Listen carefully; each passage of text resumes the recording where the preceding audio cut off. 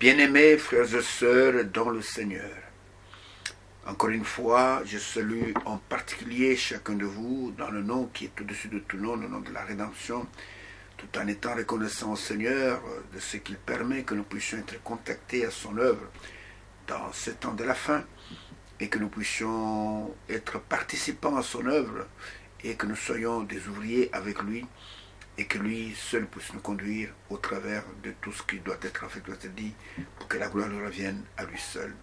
Nous sommes reconnaissants, Seigneur, pour tout ce que vous faites pour son œuvre, pour vos prières quotidiennes, pour vos soutiens tant matériels que financiers, pour que son œuvre puisse aller de l'avant. Parce que cette œuvre ne peut pas s'éteindre, selon ce qui est écrit dans Ésaïe chapitre 53, verset 10, qu'après avoir livré son âme en sacrifice pour le péché, il verra une postérité, il prolongera ses jours, et l'œuvre de l'Éternel prospérera entre ses mains. Et cette œuvre ne peut pas échouer, parce que le Seigneur, il ne peut pas échouer. Et il est le puissant vainqueur. Ainsi, quelle que soit votre communauté, quel que soit votre pays, quelle que soit la coloration de votre peau, quelle que soit votre église, quelle que soit n'importe quelle coloration spirituelle, sachez simplement que Dieu a placé en vous une âme. Et la Bible dit, Ézéchiel 18, verset 4, que l'âme qui paye, c'est celle qui mourra.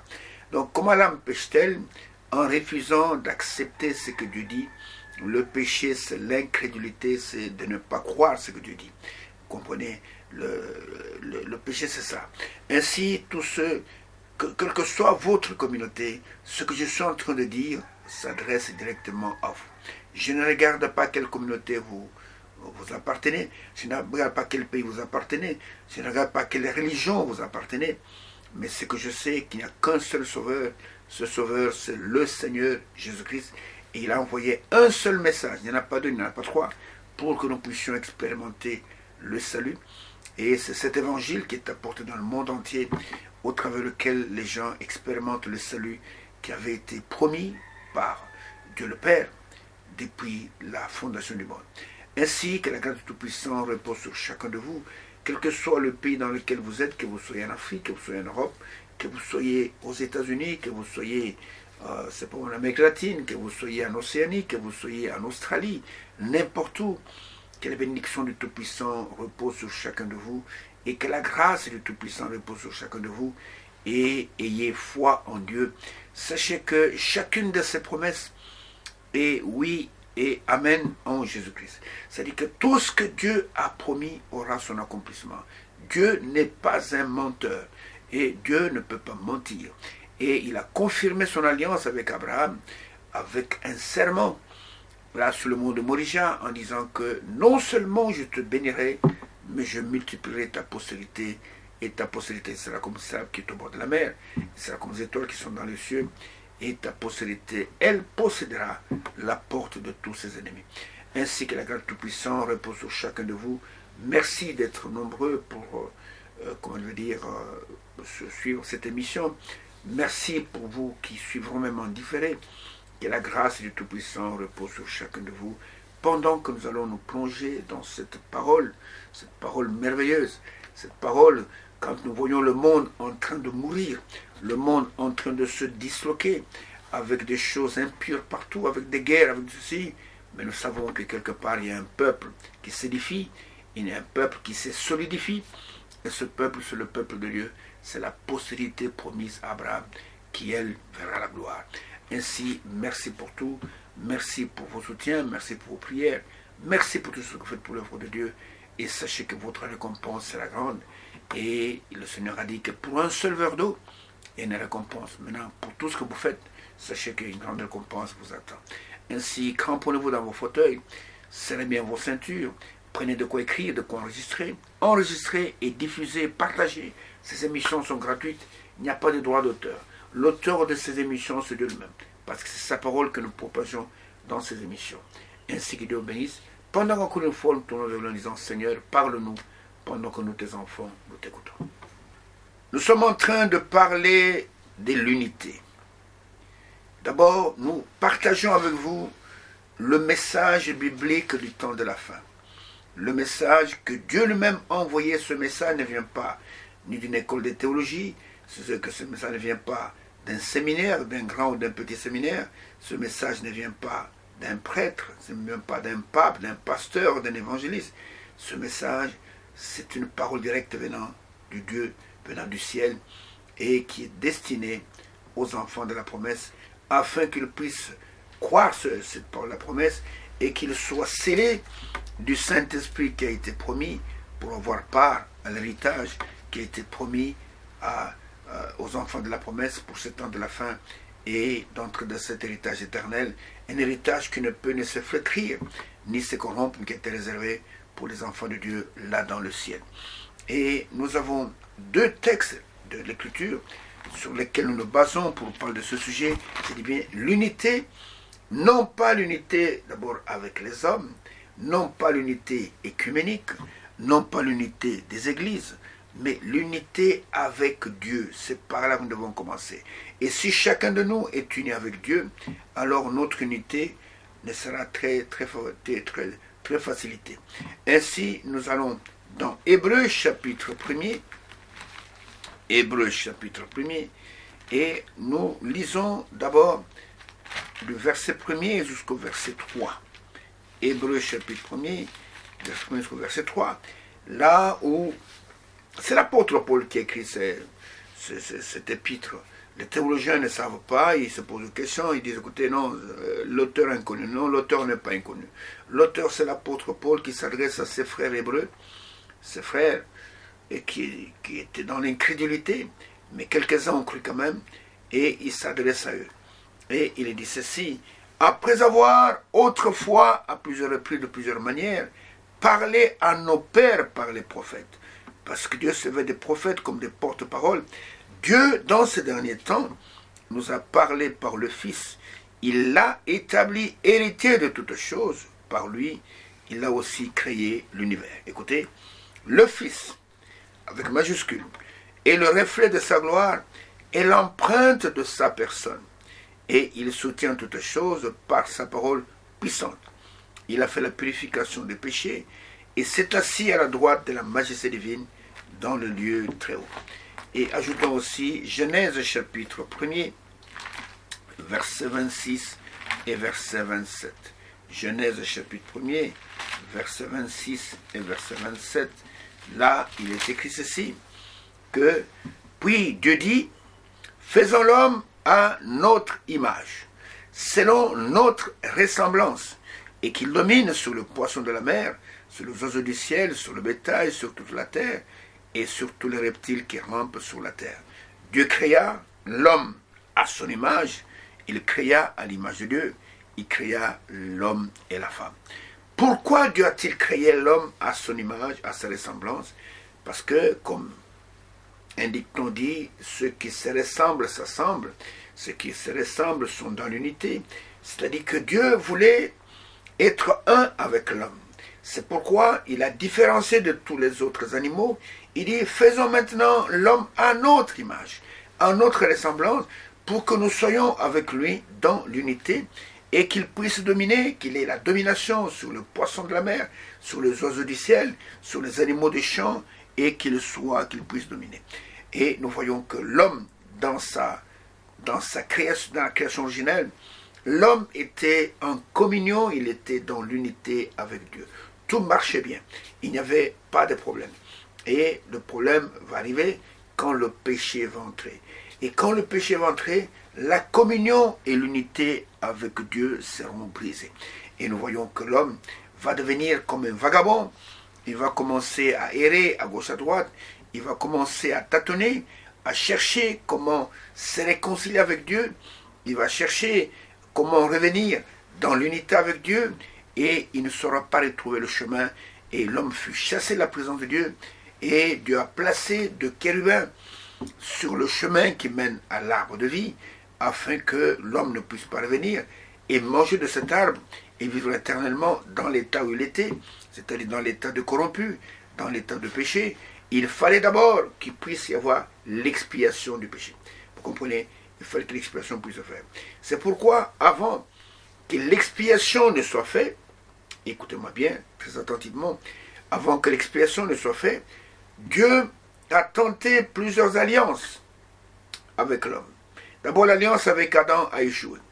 L'alliance était, tu ne mangeras pas de l'arbre qui est au milieu du jardin, tu mangeras tous les arbres, mais quant à celui-là, tu ne le mangeras pas. Le jour que tu en mangeras, c'est ce jour-là que tu mourras. Et l'homme a brisé cette alliance en écoutant ce que sa femme lui dit. La femme séduite par le serpent ancien a fait tomber l'homme dans la mort. Et l'homme, en péchant, a entraîné toute sa descendance dans la mort. Et toutes les alliances avec l'homme ont échoué. C'est pourquoi Dieu va susciter cet homme qui est Abraham, et avec cet homme, il va conclure une alliance inconditionnelle. Et s'il a suscité cet homme, c'est parce qu'il voulait qu'au travers de cet homme, qu'il puisse susciter une postérité qui sera propre à lui, avec laquelle il sera dans l'unité. Mais nous voyons que la postérité naturelle d'Abraham n'a pas aussi gardé l'alliance. Et elle a aussi failli. Et c'est ainsi que Dieu va attendre jusqu'à ce que la véritable sémence d'Abraham sera manifestée sur la terre. Une sémence, je peux dire, infaillible. Une sémence qui ne pouvait pas échouer. Et cette sémence était Christ, selon ce qui est écrit dans Galates chapitre 3. Galates chapitre 3, verset 16. Ce passage que nous lisons souvent, il est dit au verset 16. Or, les promesses ont été faites à Abraham et à sa descendance. Il n'est pas dit aux descendances comme s'il s'agissait de plusieurs, mais comme il s'agit d'une seule, et à ta descendance, c'est-à-dire à Christ. Donc, la véritable sémence promise à Abraham, c'était Christ. Et Christ, il va venir, c'est pour pouvoir rétablir l'unité entre Dieu et les hommes. Et il est écrit dans Galates chapitre 3, au verset 29, il est écrit « Et si vous êtes à Christ, vous êtes donc la descendance ou la postérité d'Abraham, héritier selon la promesse. » Ainsi, nous voyons que quand Christ est venu, Christ, il était le Fils de Dieu engendré. Il était la sémence de la femme promise, celle qui devait venir pour écraser la tête du serpent, ce serpent au travers lequel Satan est venu briser l'unité qu'il y avait entre Dieu et les hommes. Et Christ, il était la sémence promise depuis Genèse chapitre 3 verset 15, où le Seigneur avait dit au serpent, écoutez que moi-même je mettrai une inimitié entre ta postérité et la postérité de la femme. Entre ta sémence et la sémence de la femme, celle-ci t'écrasera la tête et toi tu le blesseras le talon. Donc Christ est venu comme étant la sémence de la femme, la sémence promise, le Fils de Dieu, et il n'avait rien de Marie. Contrairement à ce que beaucoup de gens pensent, il n'avait rien de Marie, c'est-à-dire que Christ était entièrement divin, bien qu'il était entièrement homme, c'est-à-dire que Dieu n'a pas touché aux ovules de Marie. Dieu il a créé une sémence mâle, il a créé un ovule dans le sein de cette Vierge, et il a mis ça ensemble, et cela a engendré le Fils qui est appelé le Fils de Dieu, et il n'avait pas de père ou de mère terrestre, et Marie n'a été que, elle était comme une couveuse, comme une couveuse, dans laquelle on a placé un œuf fécondé, et la couveuse n'est pas la mère des poussins, bien les poussins peuvent sortir de la couveuse beaucoup de poussins, mais la couveuse n'est pas la mère des poussins, et Marie n'était qu'une couveuse. Et il n'avait rien de Marie. La preuve, c'est que lisez bien les évangiles. Ne regardez pas ce que les évangélistes parfois écrivent, sa mère et ses frères, tout ça, c'est bien. Mais lisez bien les évangiles. Vous ne verrez nulle part où Jésus, de sa bouche, appelait Marie maman ou mère. Nulle part, il l'appelait maman ou mère. Il l'appelait femme. Parce que lui, il était la sémence de la femme. Et au noces de Canaan, dans Jean chapitre 2, quand Marie est venue pour dire, après avoir été sollicitée par les gens de la fête, qu'il n'y a plus de vin, et il dit à Marie, femme, non pas maman, non pas mère, qu'y a-t-il entre toi et moi? Ces gens qui qui font des prières en disant Marie, mère de Dieu. Dieu n'a pas de mère, s'il vous plaît. C'est comme un blasphème. Dieu n'a ni père ni mère. Jésus-Christ était la divinité manifeste dans un corps de chair et il n'avait ni père ni mère, vous comprenez. Il était semblable à Melchisedec qui n'avait ni père ni mère, ni généalogie, ni commencement de jour, ni fin de jour. Il était Dieu incarné dans la chair humaine, selon ce que Jean, qui en avait la grande révélation, nous dit dans Jean chapitre 1er, commençant par le verset 1er, en disant « Au commencement était la parole. Et la parole était Dieu. Et la parole était avec Dieu. Toutes choses ont été faites par elle. Et rien de ce qui a été fait n'a été fait sans elle. En elle, dans cette parole, était la vie. Et la vie était la lumière des hommes. La lumière est venue chez les siens, et les siens ne l'ont pas reçue. Mais à tous ceux qui l'ont reçue, à ceux qui croient en son nom, cette parole, en elle, où était la lumière, et cette parole, dans laquelle il y avait la vie, et tous ceux qui l'ont reçue, cette parole a donné le pouvoir de devenir des enfants de Dieu, lesquels sont nés, non pas de la volonté de la chair, ni de la volonté du sang, mais de Dieu lui-même. Et dans Jean chapitre 1er, verset 14, il est dit, et la parole, celle qui est Dieu, celle qui était au commencement, et la parole est devenue chair. C'est-à-dire que Dieu est devenu un homme en Christ. Et malheur à toutes les personnes qui rejettent cela, c'est simplement la preuve que vous êtes un incrédule. Il n'y a pas de trinité de personnes en Dieu. Et Dieu le Père, c'est vrai, est venu habiter dans le Fils. Et le Fils pouvait dire, les choses que je fais, ce n'est pas moi qui les fais, mais c'est le Père qui demeure à moi qui fait les choses. Les paroles que je prononce, ce n'est pas moi qui les prononce, mais c'est le Père qui demeure à moi qui prononce ces paroles. Et Jésus, qui était le Fils de Dieu.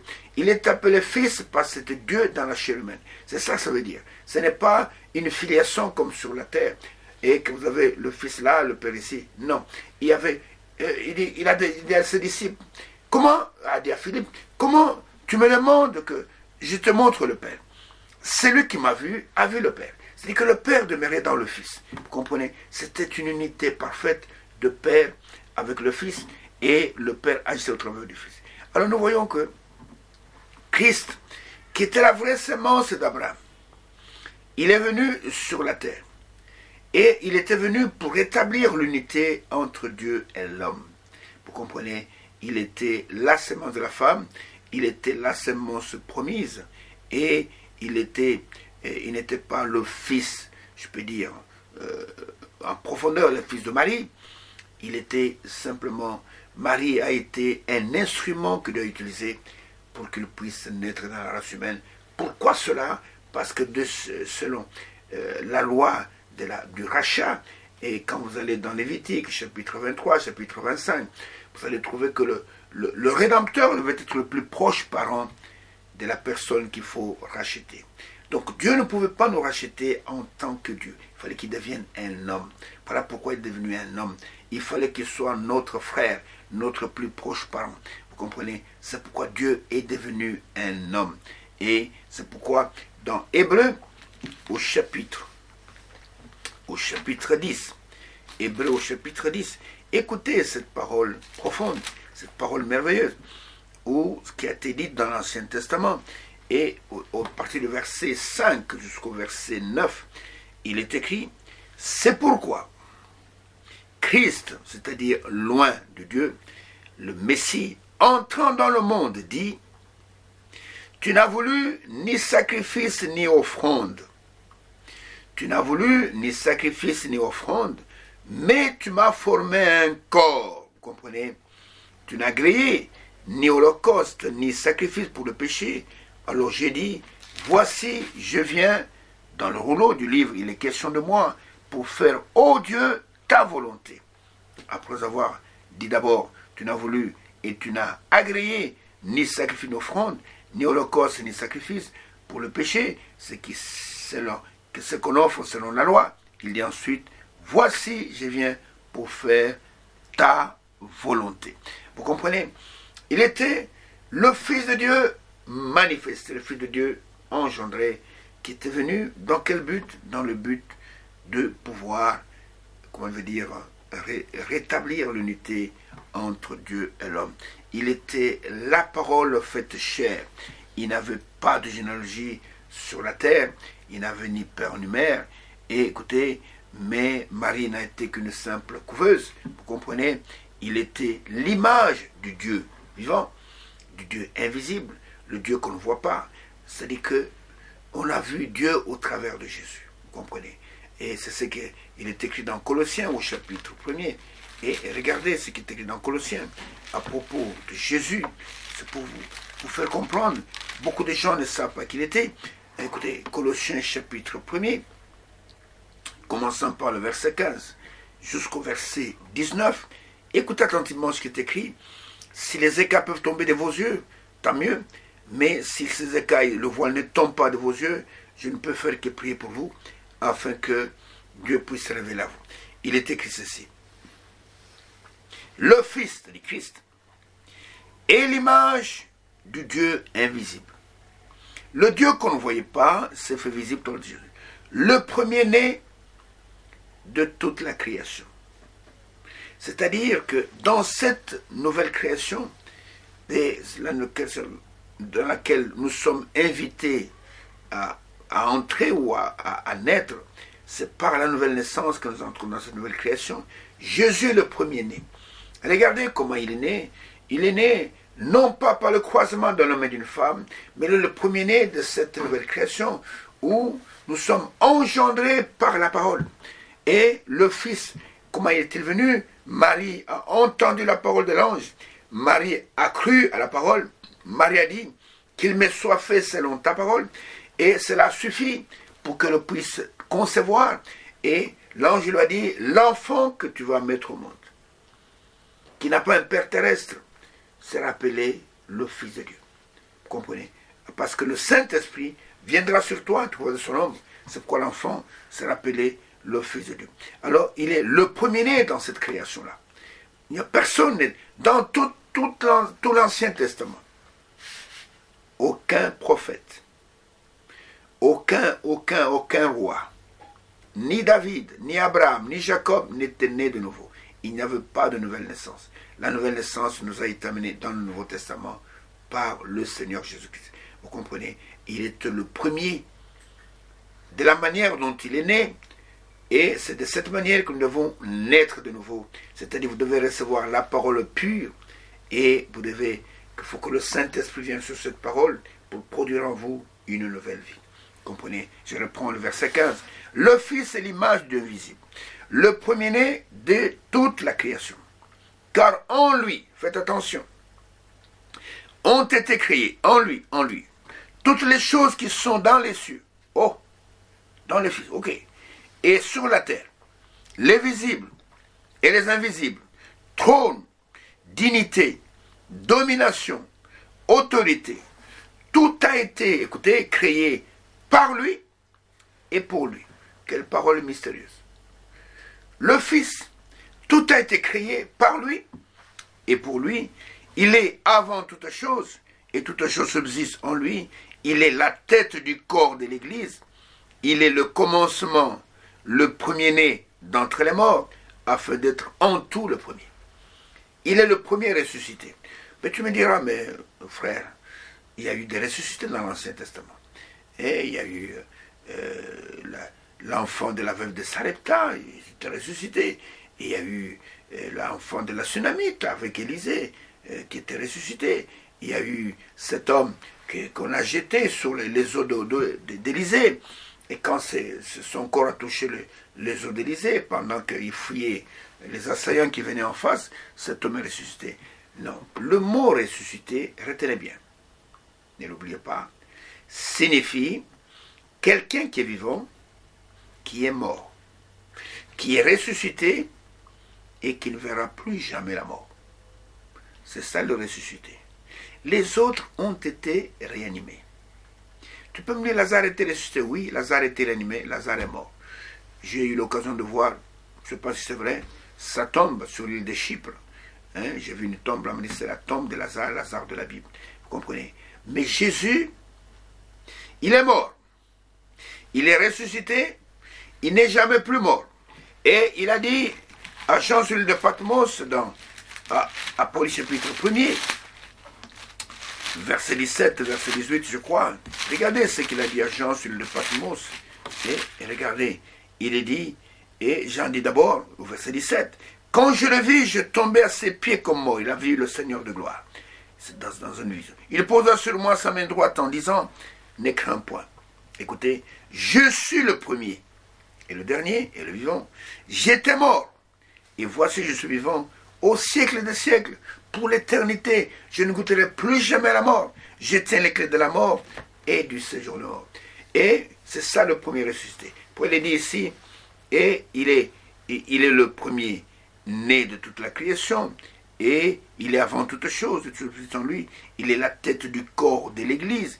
Il est le commencement, le premier-né d'entre les morts, afin d'être en tout le premier. Et quand il est sorti victorieux de la tombe, c'était la première fois qu'un homme était mort et qu'il est revenu de lui-même à la vie et qui n'est jamais mort. Et écoutez maintenant le verset 9, car Dieu a voulu faire habiter toute plénitude en lui. Vous comprenez? Et Colossiens chapitre 2, verset 9 nous dit que en lui, donc en Jésus, toute la plénitude de la divinité habite corporellement en lui. Donc nous voyons que il était le Fils de Dieu manifesté qui est venu pour rétablir l'unité entre Dieu et l'homme. Il était l'incomparable et il est le lys de la vallée, il est la rose de Saron et il est l'étoile brillante du matin. Il est tout ça. Et pourquoi est-il venu? Il est venu pour établir l'unité entre Dieu et les hommes. Et nous voyons que, frères, quand nous lisons, nous continuons même à lire, là où j'étais dans Colossiens, là, je continue au verset 20, et il est écrit ceci, Colossiens chapitre 20, et chapitre 1er, verset 20 jusqu'au verset 23, il est dit, il a voulu par lui, donc Dieu a voulu par lui, tout réconcilier avec lui-même. La réconciliation, c'est au travers de Jésus. Tant ce qui est sur la terre que ce qui est dans le ciel. En faisant la paix par lui, par le sang de sa croix. Et vous qui étiez autrefois étrangers et ennemis par vos pensées et par vos mauvaises œuvres, il vous a maintenant réconciliés par sa mort dans le corps de sa chair pour faire paraître devant lui, pour vous faire paraître devant lui, saint, sans défaut et sans reproche, si du moins vous demeurez fondés et inébranlables dans la foi, sans vous détourner de l'espérance de l'évangile que vous avez entendu, qui a été prêché à toute créature sous le ciel, et dont moi, Paul, j'ai été fait ministre. Vous comprenez? Et il nous a réconciliés par sa mort sur la croix. Le prix qui était demandé pour le péché, c'était la mort d'une personne innocente. Comprenez? Et il s'est sacrifié lui-même, et il est mort sur la croix, afin de nous concilier, nous qui étions ennemis de Dieu. Par nos pensées, par nos actes, par nos mauvaises œuvres, il nous a réconciliés donc par sa mort, dans le corps de sa chair. Vous comprenez? Et c'est pour ça qu'il est venu. Il était venu pour établir l'unité. Vous comprenez? Et il est écrit dans, 2 Corinthiens au chapitre 5. 2 Corinthiens au chapitre 5. Et au verset 19, il est dit, car Dieu était en Christ, réconciliant le monde avec lui-même, en n'imputant point aux hommes leurs offenses, et il a mis en nous la parole de la réconciliation. Et le Fils, c'est-à-dire que Dieu dans la chair, qui est venu avec une mission noble, de pouvoir payer le prix, afin de nous ramener dans la présence de Dieu, et que nous soyons réconciliés.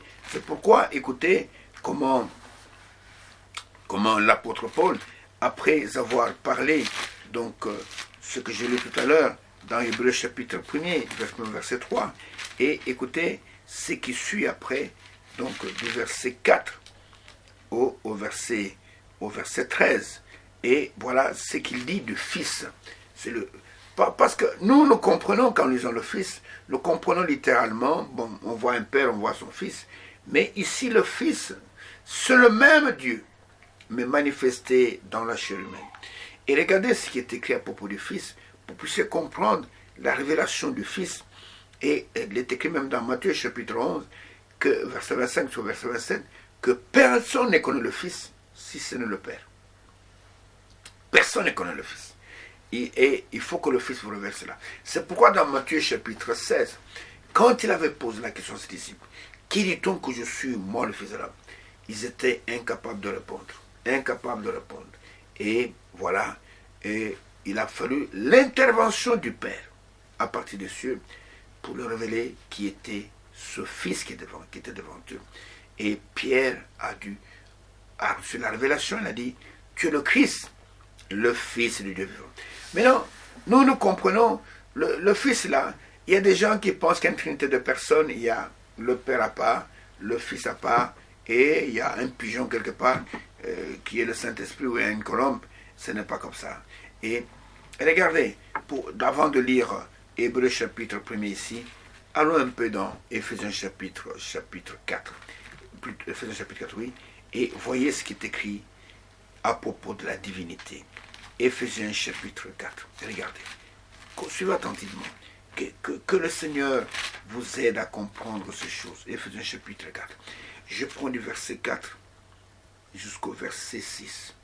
Faites attention à la lecture, que les écailles tombent de vos yeux. Je prie surtout pour mes frères théologiens, que vous puissiez changer votre enseignement, que vous puissiez rendre témoignage à la vérité et ne pas perpétuer le mensonge en enseignant aux gens une trinité de personnes qui n'existent pas.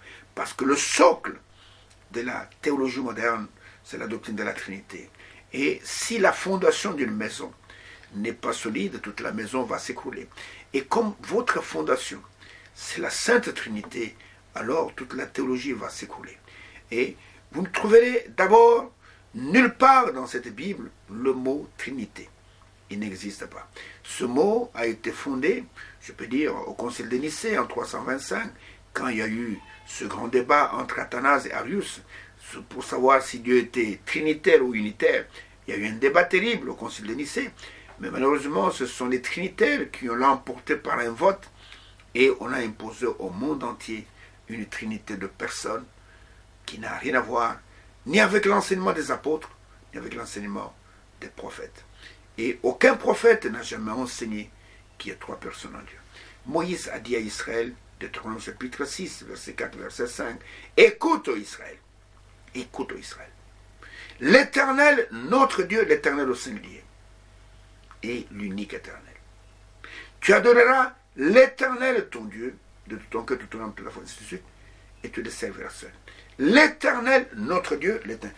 Et s'ils étaient trois personnes divines, éternelles, égales en puissance, égales en force, égales en immortalité, comme l'enseigne la bonne théologie, je pose la question à tous les théologiens du monde entier. Si vous trouvez que je suis peut-être désaxé, que je ne comprends pas, j'accepte. Je vous pose une question. Et veuillez me répondre. Ça fait des années que je pose la même question. S'il y avait trois personnes divines, qui sont égales en puissance, qui sont égales, c'est pas moi, en immortalité, et qui ont toujours existé, et pourquoi ne trouve-t-on pas dans cette Bible le mot éternel au pluriel? Parce que ça fera trois éternels. Le Père est éternel, le Fils est éternel, le Saint-Esprit est éternel. Ça fera trois personnes éternelles. Mais regardez que Ésaïe, le prophète, quand il a parlé du Fils, dans Ésaïe chapitre 9, lisons un peu ça, Ésaïe chapitre 9, verset 5. Regardez ce qu'Ésaïe déclare sous l'inspiration divine, qui est contraire à toute la théologie qui est enseignée dans le monde entier et qui égare les gens. Ésaïe dit ceci au chapitre 9. Regardez l'identité du Messie qui allait naître. Ésaïe chapitre 9, verset 5. Dans les Bibles anglaises, c'est au verset 6. Mais dans notre Bible, Au verset 5, il est dit, car un enfant nous est né, faites attention, un enfant nous est né, un fils nous est donné. Écoutez, et la domination reposera sur son épaule. On l'appellera admirable, conseiller, Dieu puissant, pas fils éternel. Non, l'expression fils éternel n'existe pas dans la Bible. Mais Père éternel, prince de la paix, et ainsi de suite. Prince de la paix. Vous comprenez? Il est appelé Dieu puissant, ce fils-là. Il est appelé Père éternel, le Fils. Il est appelé Prince de la paix. Dieu, l'expression Dieu le Fils n'existe pas. Le Fils de Dieu, oui. L'expression, comment je veux dire, Dieu le Saint-Esprit n'existe pas. Mais il existe l'Esprit de Dieu, ou le Saint-Esprit. Et nous voyons que et Dieu lui-même, je le dis tout le temps pour défendre la cause du Dieu Tout-Puissant, il dit, écoutez, je donne quelques écritures pour défendre la cause de Dieu et pour aider mes frères théologiens. Le jour que j'apprendrai que vous êtes repentis de cette fausse doctrine de la Sainte Trinité, oh, je vous féliciterai. Vous comprenez? Vous êtes en train d'induire en erreur tous les étudiants qui passent sous votre coupole. Écoutez, voilà, vous avez la même Bible que moi, messieurs les théologiens. Prenez Ésaïe 43, verset 11. Il est dit, c'est moi qui suis, pas nous sommes, qui suis l'Éternel, et à part moi, pas à part nous, il n'y a point de sauveur. Vous comprenez? Et il continue au verset 12, jusqu'au verset 13. C'est moi qui ai annoncé, sauvé et prédit. Et notre sauveur, dans le Nouveau Testament, il est appelé Jésus, mais dans l'Ancien Testament, Yahweh dit, c'est moi qui ai annoncé, sauvé et prédit. Ce n'est point par me voir un Dieu étranger, vous êtes mes témoins, dit l'Éternel. C'est moi qui suis Dieu, c'est moi, pas nous sommes Dieu, c'est moi qui suis Dieu. Je le suis dès le commencement, et nul ne délivre de ma main, j'agirai qui s'opposera. Et au chapitre 44, toujours d'Ésaïe, au verset 24, écoutez attentivement, ne soyez pas orgueilleux, croyez et répondez-vous. Il est écrit au verset 24, ainsi parle l'Éternel, ton Rédempteur. Alors que notre Rédempteur, c'est Jésus-Christ. Vous voyez, l'Éternel, ton Rédempteur. C'est lui qui t'a formé de ta naissance. Écoutez attentivement. Écoutez cette déclaration. Moi, l'Éternel, j'ai fait toutes choses. Et pourtant, on venait de lire dans Colossiens, et tout a été créé par lui et pour lui. Mais ici, il est dit, moi, l'Éternel, j'ai fait toutes choses. Écoutez, cette déclaration seule, au singulier, j'ai déployé les cieux. Seul, écoutez, j'ai étendu la terre. Il n'était pas trois pour créer. Il était seul pour créer. Alors, maintenant, je rentre dans Éphésiens chapitre 4, toujours pour aider ceux qui sont ivres du vin de Babylone et qui croient qu'il y a une trinité de personnes en Dieu. Il est écrit au verset 4 jusqu'au verset 6. Il y a un seul corps, un seul esprit, comme si vous avez été appelés à une seule espérance par votre vocation. Écoutez attentivement. Il y a un seul Seigneur. Vous entendez ça? Pas deux, pas trois. Celui qui est appelé Seigneur dans l'Ancien Testament, c'est le même qui est Seigneur dans le Nouveau Testament. Une seule foi. Un seul baptême. Vous savez, quand il était chez Abraham, Abraham l'appelait El Elohim, il l'appelait Seigneur. C'est le même Seigneur qui est dans le Nouveau Testament, est appelé Seigneur, le Seigneur Jésus-Christ. Et il a dit à ses disciples dans Jean chapitre 13, vous m'appelez Seigneur et Maître, vous le faites bien parce que je le suis. Vous comprenez? Il était le Seigneur. Il y a un seul Seigneur, une seule foi, un seul baptême, un seul Dieu. Un seul Dieu est Père de tous, qui est au-dessus de tous en tant que Père, et parmi tous en tant qu'Emmanuel, Dieu avec nous, et en tous. Vous comprenez? Il y a un seul Dieu. Et il est venu dans ce corps de chair pour nous réconcilier avec lui-même. Jésus était venu pour établir l'unité. Maintenant, rentrons dans Hébreux chapitre 1er et nous allons examiner du verset 4 jusqu'au verset 13 pour comprendre qui est le Fils dont on parle, qui est venu pour établir l'unité. Il est écrit ceci. Il est devenu d'autant, tu peux me reprendre à partir du verset 3. Le Fils est le reflet de sa gloire et l'empreinte de sa personne. Et il soutient toutes choses par sa parole puissante. Il a fait la purification des péchés et s'est assis à la droite de la majesté divine dans le lieu très haut. Écoutez attentivement. Il est devenu d'autant supérieur aux anges qu'il héritait d'un nom plus excellent que le leur. Car auquel des anges Dieu a-t-il jamais dit « Tu es mon fils ?» Écoutez, je t'ai engendré, non pas dans l'éternité, je t'ai engendré aujourd'hui. Ça, c'est le psaume 2 au verset 7. Ceux qui veulent vérifier. Et encore, je serai pour lui un père, et il sera pour moi un fils. Ça, c'est dans 2 Samuel, chapitre 7, verset 14. Écoutez attentivement en parlant du fils. Et de nouveau, lorsqu'il l'introduit dans le monde, le premier-né, c'est-à-dire Jésus, il dit que tous les anges de Dieu l'adorent. Écoutez-moi attentivement. Ouvrez grandement vos oreilles. Dans toute la Bible, on n'adore qu'une seule personne, c'est le Dieu Tout-Puissant. Quand les mages sont venus de l'Orient, ils ont trouvé que l'enfant Jésus avait déjà 2 ans. Il n'était pas dans la crèche. Ils ont trouvé l'enfant qui avait déjà 2 ans. Ils se sont prosternés devant cet enfant. Et la Bible dit qu'ils l'ont adoré. Ils avaient la révélation qu'il était Dieu. Ils avaient la révélation que ça, c'est Dieu manifesté dans un corps de chair, bien qu'il n'avait que 2 ans. Mais c'était la divinité manifestée. Et les cadeaux qu'ils ont offerts, des cadeaux significatifs, ces cadeaux étaient d'abord de l'or. L'or dans la Bible symbolise la divinité. C'était pour dire, nous savons que tu es Dieu. Ils ont offert de l'encens, montrant que l'encens symbolise le service. Nous savons que tu es Dieu, tu es venu sur la terre dans une mission commandée, en service. C'est ça que signifiait l'encens qui est utilisé dans le tabernacle, dans le temple, pour le service. Ils ont offert troisièmement la myrrhe. Et la myrrhe, elle symbolise la mort. C'est avec ça qu'on embaumait les morts. Regardez que quand on a ôté le corps de Jésus de la croix, et Nicodème qui était venu à lui la nuit a amené beaucoup de myrrhe pour qu'on puisse entretenir le corps de Jésus avant de le mettre dans la tombe. Et il dit, je reprends la lecture, que tous les anges de Dieu l'adorent. Parce qu'il était Dieu. Et il est Dieu. De plus, il dit des anges. Il a fait de ces anges des esprits et de ses serviteurs une flamme de feu.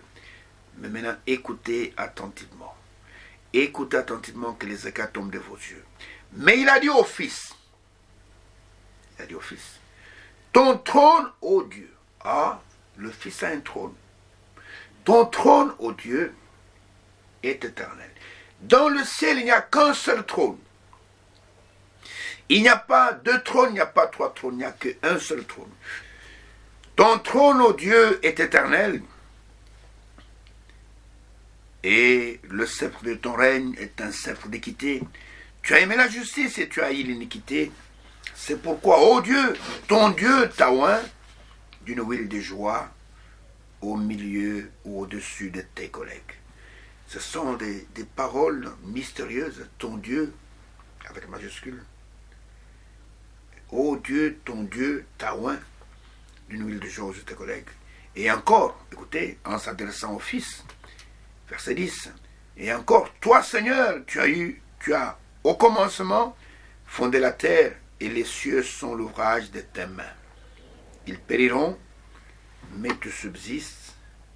Ils vieilliront tous comme un vêtement.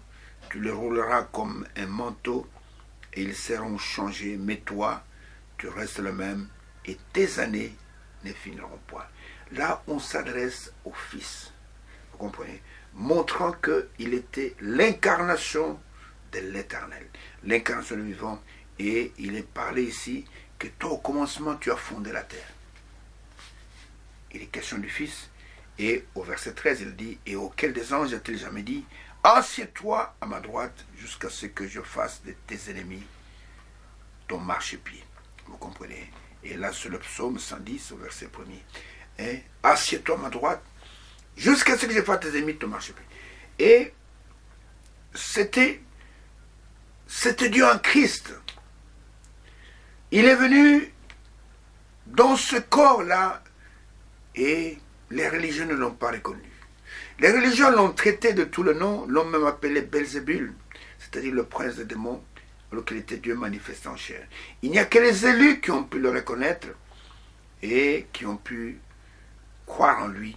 Et pourquoi est-il venu dans ce corps de chair?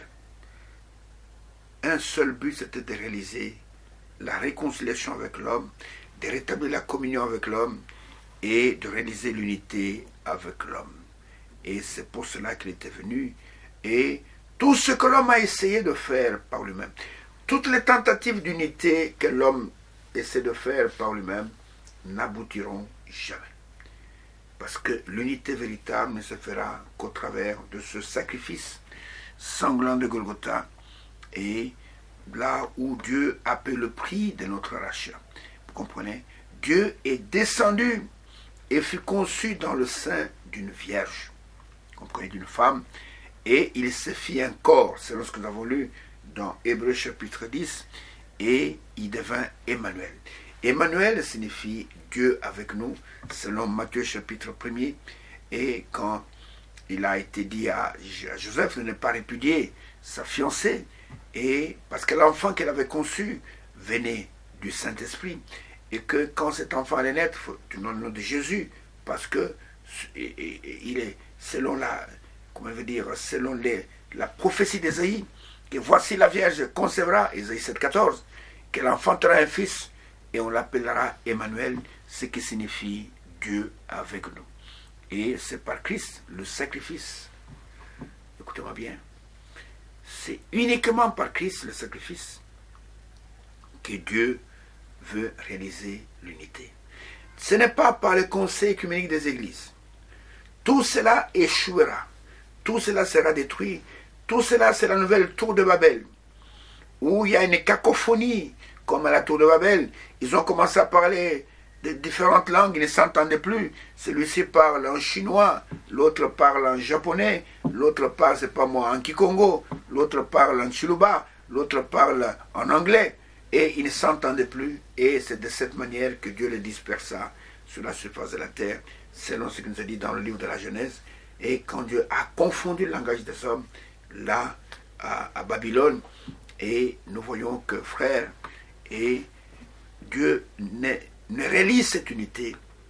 Tout ce qu'il fait, ce n'est qu'en Christ. Vous comprenez? Dieu ne fait rien. Tout l'œuvre de Dieu, la rédemption, tout est en Christ. Et je crois que nous le lisons souvent dans Éphésiens chapitre 1er. Toute l'œuvre de la rédemption est uniquement en Christ. Quand je reprends rapidement, avant que nous puissions tendre à la fin de cette émission, et Éphésiens chapitre 1er, du verset 3, je vais aller jusqu'au verset 14, et rapidement, il est dit, « Béni ou loué soit le Dieu et Père de notre Seigneur Jésus-Christ, qui nous a bénis de toute bénédiction spirituelle dans le lieu céleste uniquement en Christ. » C'est ça la position du croyant, c'est en Christ. En lui, Dieu nous a élus avant la fondation du monde, pour que nous soyons saints et irréprochables. Tout ça, c'est en lui. Dieu nous a élus en Christ. Il ne nous a pas élus dans notre communauté, dans notre organisation, dans notre dénomination. Non, Dieu nous a élus en Christ pour que nous soyons saints et irréprochables. Il nous a prédestinés dans son amour à être ses enfants d'adoption par Jésus-Christ, selon le bon plaisir de sa volonté, pour célébrer la gloire de sa grâce dont tu nous as favorisés dans le bien-aimé. Écoutez le verset 7. En lui, nous avons la rédemption. La rédemption, ça en sonne toujours en lui. Par son sang, le pardon de péché, selon la richesse de sa grâce, que Dieu a répandu abondamment sur nous par toute espèce de sagesse et d'intelligence. Il nous a fait connaître, écoutez, le mystère de sa volonté, selon le bienveillant dessein qu'il avait formé en lui-même. Tout c'est en lui, pour le mettre à exécution, lorsque les temps seraient accomplis, de réunir toutes choses en Christ, celles qui sont dans les cieux et celles qui sont sur la terre. Verset 11. En lui, toujours en lui, nous sommes aussi devenus héritiers, ayant été prédestinés suivant le conseil, le plan de celui qui opère toutes choses, d'après le conseil de sa volonté, afin que nous servions à célébrer sa gloire, nous qui d'avance avons espéré en lui. Écoutez, verset 13. En lui, vous aussi, après avoir entendu la parole de la vérité, l'évangile de votre salut, en lui, vous avez cru, et vous avez été scellés du Saint-Esprit qui avait été promis, lequel est un gage de notre héritage pour la rédemption de ceux que Dieu s'est acquis pour célébrer sa gloire. Tout c'est en lui, en lui, en lui. Frère Branham a prêché quelques sermons merveilleux et sous le titre de « Le seul lieu d'adoration que Dieu a pourvu ». Il n'y a qu'un seul endroit où Dieu peut vous écouter. Il n'y a qu'un seul endroit où Dieu peut vous pardonner vos péchés. Il n'y a qu'un seul endroit que Dieu peut vous justifier. Il n'y a qu'un seul endroit qui peut vous agréer, c'est en Christ. C'est pourquoi, dans l'Ancien Testament, dans le psaume 50, et regardez, c'est comme une prophétie. Le psaume 50, je prends les 5 premiers versets. Regardez ce qui est écrit à propos de ceux qu'il s'est acquis par ce sacrifice. Et c'est dans ce sacrifice que Dieu réalise l'unité qu'il a tant besoin avec l'homme. Il est écrit dans le psaume 50, verset 1 jusqu'au verset 5, et il est dit, Dieu, l'Éternel parle et convoque la terre. Depuis le soleil levant jusqu'au soleil couchant. Des sillons, beauté parfaite, Dieu resplendit. Il vient, notre Dieu, et il ne reste pas en silence. Vous comprenez? Il ne reste pas en silence. Devant lui est un feu dévorant, autour de lui, une violente tempête. Écoutez, il crie vers le ciel en haut, et vers la terre pour juger son peuple. Écoutez le verset 5, il dit, « Rassemblez-moi, mes fidèles, qui ont fait alliance avec moi par le sacrifice. » Toutes les alliances avec l'homme ont échoué. Il dit maintenant, rassemble-moi mes fidèles, pas n'importe qui, ceux qui sont fidèles dans la parole de Dieu, rassemble-moi mes fidèles qui ont fait alliance avec moi par quel sacrifice? Le sacrifice de Golgotha. Qui ont fait alliance avec moi, qui sont dans l'unité avec moi par le sacrifice sanglant de Golgotha. Vous comprenez? Et Christ est venu mourir sur la croix pour conclure une nouvelle alliance. Le sang de l'alliance, comme il a dit lui-même, quand il a pris le repas du Seigneur, qui est répandu pour plusieurs, qui est répandu, et il a scellé cette alliance avec son propre sang. Rassemble-moi mes fidèles, qui ont fait alliance avec moi par le sacrifice. Oh frère, il est mort pour cela. Il est mort pour que nous soyons réconciliés avec Dieu. Il est mort pour que la communion puisse revenir. Il est mort pour que l'unité puisse revenir. Vous comprenez? Et il y a des gens qui sont sur la terre qui l'appellent eux-mêmes ses fidèles. Ceux qui sont fidèles dans la parole de Dieu. Et regardez, maintenant, terminons par Hébreux chapitre 8, qui parle de cette nouvelle alliance. L'alliance inconditionnelle au travers de laquelle Dieu nous sauve. Hébreux chapitre 8, commençons par le verset 7. Écoutez ce qu'il dit. En effet, si la première alliance avait été sans défaut, ce qu'il a conclu avec Israël dans le désert, avec le sang de bête, il n'aurait pas été question de la remplacer par une seconde. Car c'est avec l'expression d'un blâme que le Seigneur dit à Israël, avec lequel il avait conclu la première alliance. Voici les jours viennent, dit le Seigneur, où je ferai avec la maison d'Israël et la maison de Juda une alliance nouvelle. Écoutez de quelle alliance il s'agit. Non comme l'alliance que j'ai traitée avec leur père le jour où je les saisis par la main pour les faire sortir du pays d'Égypte, car ils n'ont pas persévéré dans mon alliance. Et moi non plus, je ne me suis pas soucié d'eux, dit le Seigneur. Mais voici l'alliance que je ferai avec la maison d'Israël. Et comprenez par là, nous aussi les païens, nous sommes inclus là-dedans. Après ces jours-là, dit le Seigneur, je mettrai mes lois dans leur cœur, dans leur esprit plutôt.